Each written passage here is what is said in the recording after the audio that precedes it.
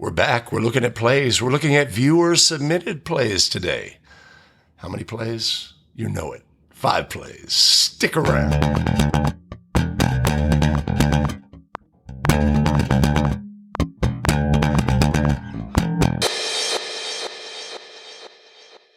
Greetings. Welcome back to 5 Play Friday. We're looking at plays, viewer-submitted plays. You can always submit a play to 5 Play Friday. Let's look at our first play, and let's make it a You Make the Call play. What do you have on this play? Floater's too strong. Rebound controlled by Duke Baker, checks into the ball game. Kyle Miller. And they're going to get Ende Tuma for the moving screen as he sealed off the EC defender and cleared the path for Mr. Kyle Miller. It would have resulted in a run continuing here. But It's a call that should be called a lot more than it does, Max. It happens all the time in high school basketball, especially girls basketball. yes, and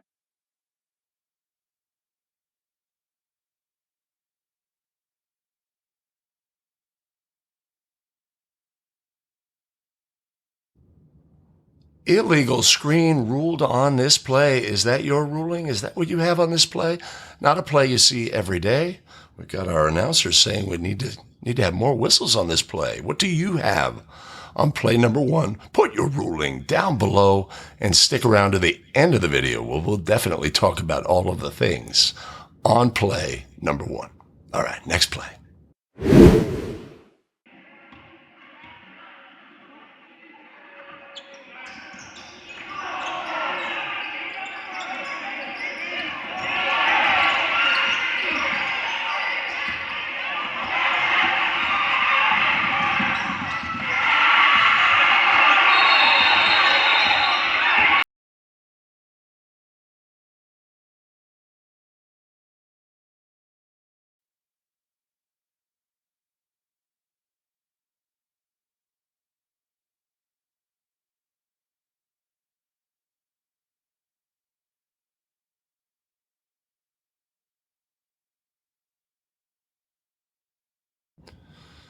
Okay, we've got a large player.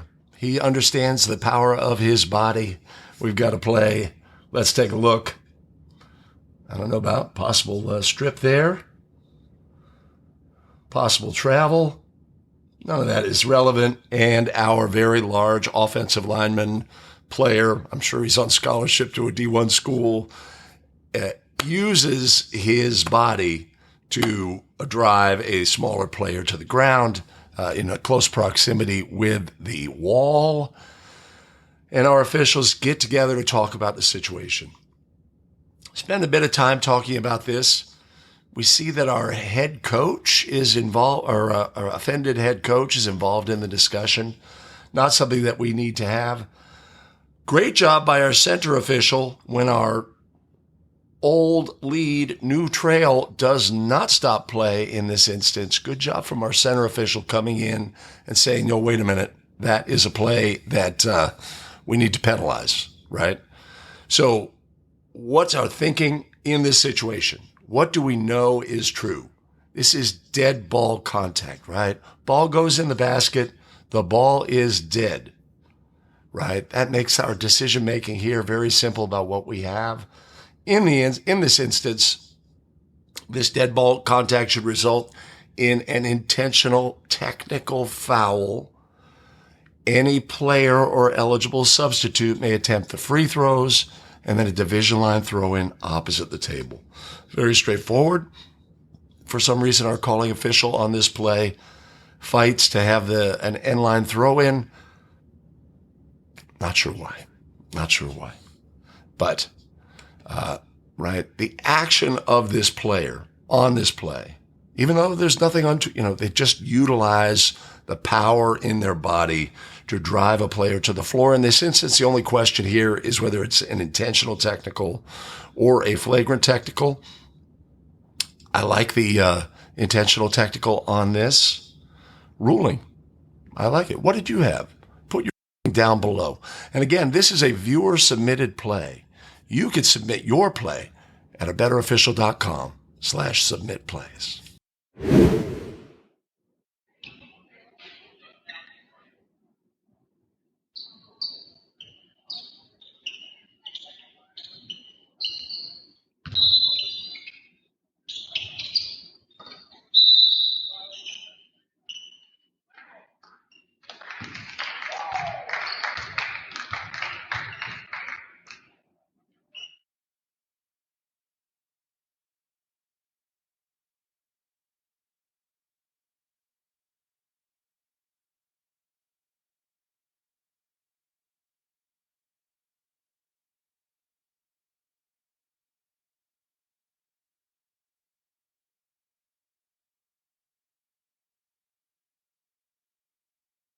Right, there we have it. We've seen it in the wild.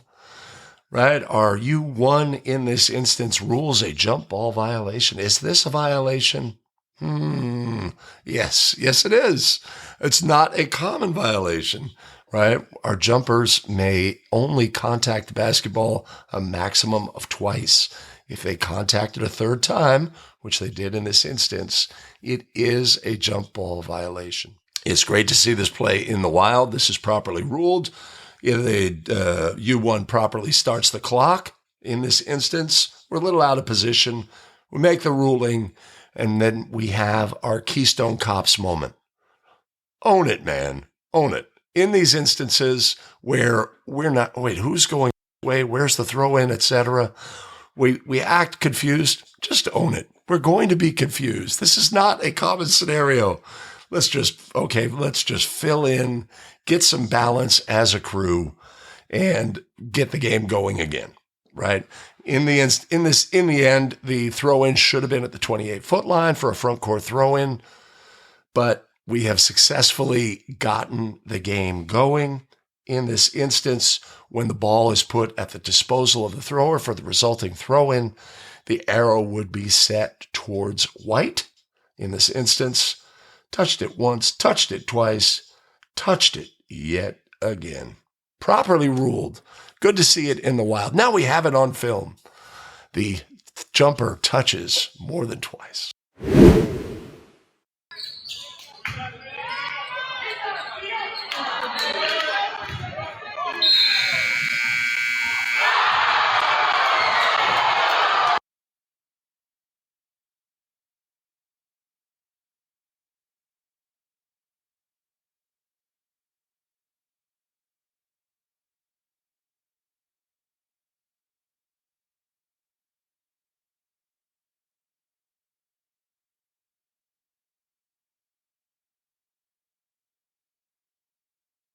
All right.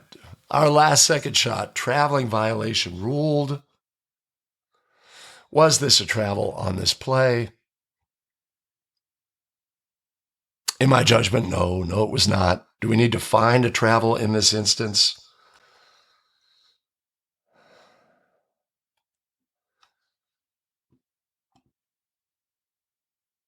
Player grabs the ball with both feet off the floor, takes a big 1, 2, releases the try. Yeah. Disappointing that we've taken away the goal on this incredible three-quarter court eve. But who amongst us hasn't taken away a goal when we wish we hadn't? This was not a traveling violation. This was improperly ruled. This goal should have counted. No need to pick nits and try to find, when your foot or right foot was in contact with the floor, right? Her left foot was for an instant when she was just about to grab the ball. Yeah.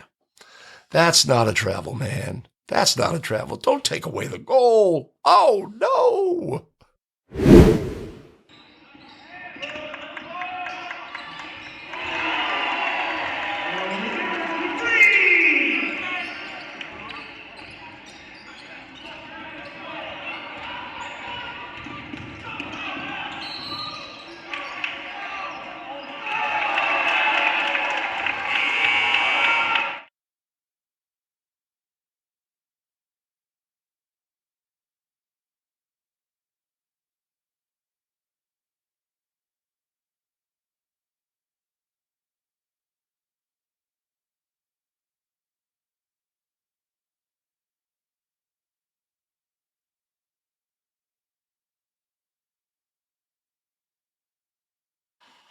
Okay, definitely a travel called by our center official quite a long ways away from the play.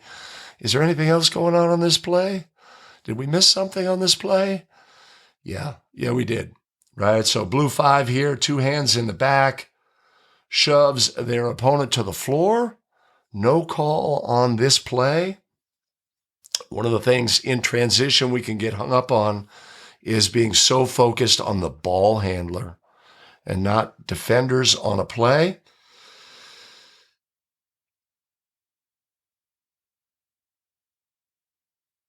Yeah, that's a foul and should be penalized. Would we score the goal if we did rule that foul?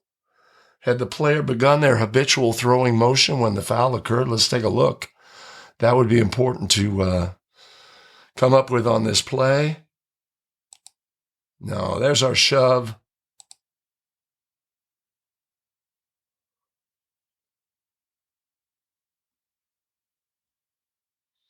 Yeah. Don't want to miss the forest for the trees. Now, if you were the trail official on this play and you were back in the backcourt, the 28-foot line, and you saw this action, would you come put a whistle on the play? You may have the only angle, right? Our center and our lead here can't necessarily see the shove. Would we be willing to put a whistle on the play? You need to be. You need to be. This is a non-basketball play and should be penalized. Crew missed that one. And we'll see how it plays out. We've got another play with this player.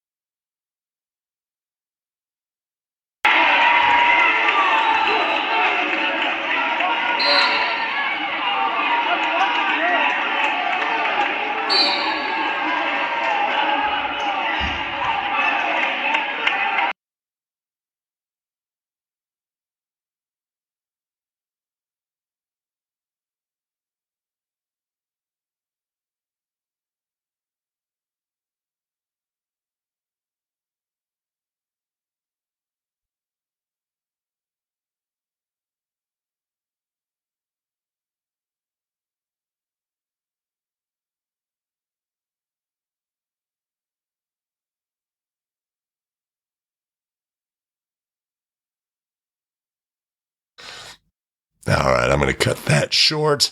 All right, so we have our drive to the basket again by Blue 5. His shot is lightly deflected by a defender. He felt he was fouled. He has some choice words for our non-calling official. The head coach has choice words for our non-calling official. 2 technical fouls are assessed. And then after the fact, our offended player who's been assessed a technical foul, Blue 5, has some more choice words for our official and is assessed a second technical foul. In the end, 3 technical fouls, 6 technical foul free throws being attempted. Not something you see every day. So here we've got choice words from Blue 5. We've got choice words from the head coach. Play is stopped. Technical fouls are assessed, right? In that instance, could we just do 1? Maybe. But in the end, that's the ruling. And then our Blue 5 has some choice words again for our calling official. Indicates that player has been disqualified. Whether it was their 5th foul or not, or just like that player's disqualified, perfect. In the end, our calling official goes and administers the free throws. That's a good thing. That's a good thing in this instance.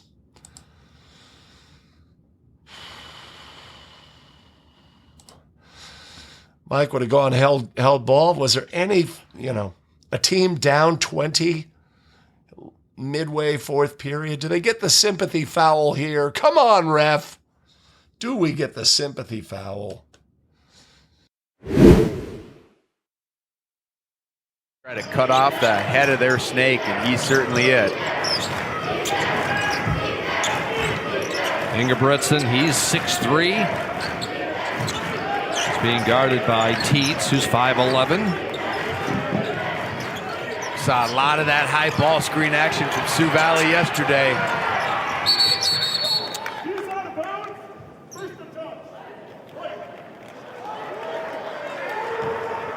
Somebody was out of bounds is what we heard. I think everyone. So yeah, if you willingly run out of bounds, yeah, you can't be that first pass from when it takes place and happens, I believe is the rule at the high school level. And there they oh, there we got the same thing on the other end. A call that we haven't seen yet in the tournament. Now we see it back to back. Yeah. Okay, well.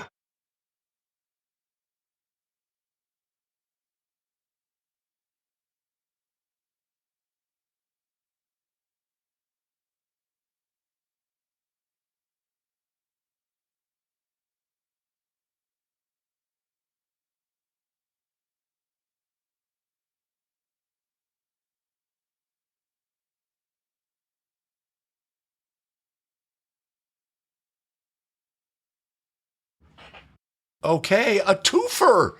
I love it. Okay, so in this situation, we have two separate rulings for a violation of 9-3-3. One is incorrectly ruled based on current understanding of the rules, and the other is correctly ruled.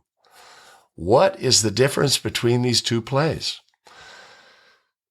On our first play, our offensive player does step out of bounds, not to avoid any congestion or anything, just as a matter of course, moving from one side of the court to the other, steps out of bounds.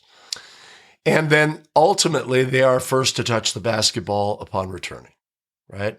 We have case play now this year. This was a previous season. We have case play that says that is not a violation. That's not the purpose of this rule. No advantage was gained. The defense was not disadvantaged. But then on the second play, we have a situation where a team is running a play. Two screeners close to the end line.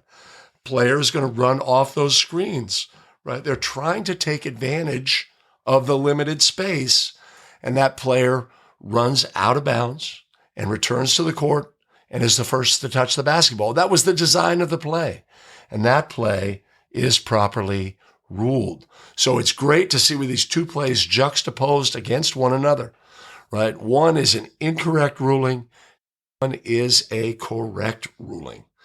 Great to see that combination in this scenario. Hopefully this helps clarify the purpose, the spirit, intent, and also the case play that supports Rule 9-3-3. Hey, back at the start of the show, we had that screening play. Let's take a look back. Play number one. What do you got? Floater's too strong. Rebound controlled by Duke Baker, who checks into the ball game. Kyle Miller. And they're going to get Nde Tuma for the moving screen as he sealed off the EC defender and cleared the path for Mr. Kyle Miller. It would have resulted in a run continuing here. But it's a call that should be called a lot more than it does, Max. It happens all the time in high school basketball, especially girls basketball. Yes, and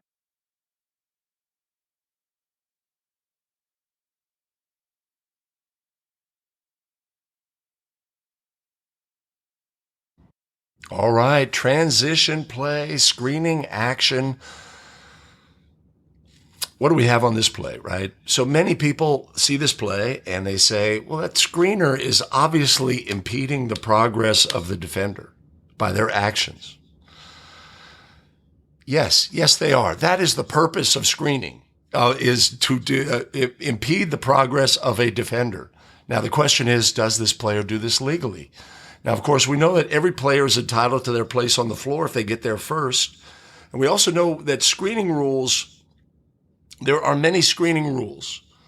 Most of them do not refer to this play. Most of them refer to a play where a defender, a teammate sets a screen, and there are restrictions on that. But when screening action occurs and the players are moving in the same direction, those screening restrictions go out the window to a large extent. And it's simply a matter of who is in the front position.